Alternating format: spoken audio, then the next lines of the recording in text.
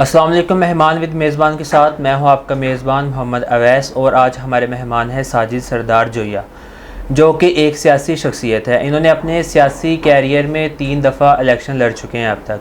आज हम निज़ाम टीवी के इस प्रोग्राम में इनसे जानेंगे कि इनका सियासी कैरियर कैसा रहा। अस्सलाम वालेकुम सर। वालेकुम अस्सलाम। कैसे हैं आप?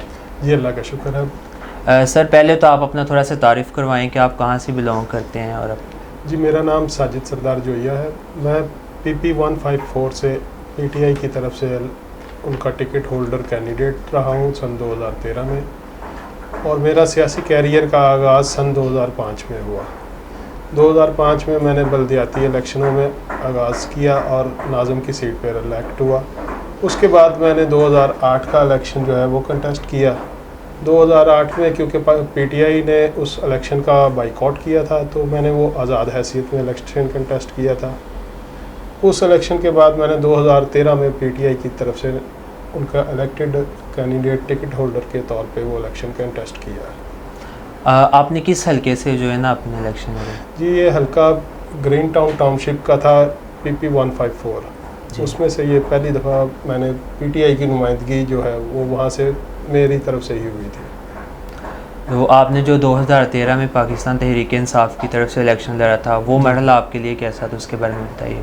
जी वो एक वक्त ऐसा था कि PTI का आगाज़ था जी। और बहुत टफ इलेक्शन था, क्योंकि नून लीग उस वक्त अपने अरूज पर थी और वो अपने आप को एक नाखुदा समझते थे कि उनको लाहौर में कोई टफ़ कंपटीशन नहीं दे सकता।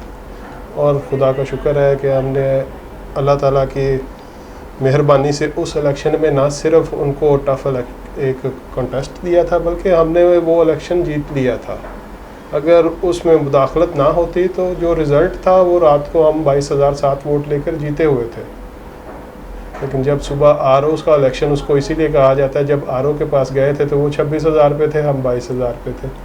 वरना वो ज़ईम कादरी साहब तीसरे नंबर पर आए थे उस इलेक्शन में। तो आपने जब 2013 में इलेक्शन किया था, आपने अपने हल्के में क्या क्या इक़दाम किए, क्या लोगों को फैसिलिटीज़ दी? जी ये 2013 से नहीं, हमारी सियासत जो है वो मेरे दादाजी से स्टार्ट होती है। हमने तकरीबन 1956 से सियासत का आगाज़ किया और लोगों की खिदमत ही हमारा शेवा रहा है। बिल्कुल। मेरे ताया जी उन्होंने 1979 में अपनी सियासत का आगाज़ ग्रीन टाउन टाउनशिप के हल्के से किया। उनकी डेथ 1989 में हुई। उसके बाद से मेरे चचा हाजी मोहम्मद शफ़ी जोया उन्होंने सियासत को संभाला और 2002 तक सियासत को लेकर चले। 2002 में भी हम, मेरे बड़े भाई, उन्होंने इलेक्शन कंटेस्ट किया आज़ाद, और आज़ाद में हमने नून लीग और जमात इस्लामी के कैंडिडेट थे सैयद हसानुल्लाह वकास, उनके रनर अप हम आए थे आज़ाद में। और क्योंकि वो काफ लीग का दौर था, काफ लीग का कैंडिडेट उस इलेक्शन में हमारे से तीसरे नंबर पर आया था, हम सेकंड रनर अप थे।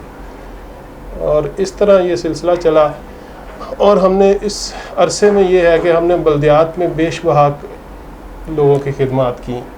हमारे इलाके में कोई डिस्पेंसरी नहीं थी, वो मेरे ताया जी ने बनवाई और दादाजी ने बनवाई। हमारे इलाके में कोई स्कूल नहीं थे, अगर बने तो वो प्राइमरी स्कूल थे, जिनको मिडल करवाया, बाद में उनको हाई स्कूल बनवाया। इस तरह सेहत और तालीम की जो सहूलियात थी वो हमने अपने इलाके में पहुँचाई।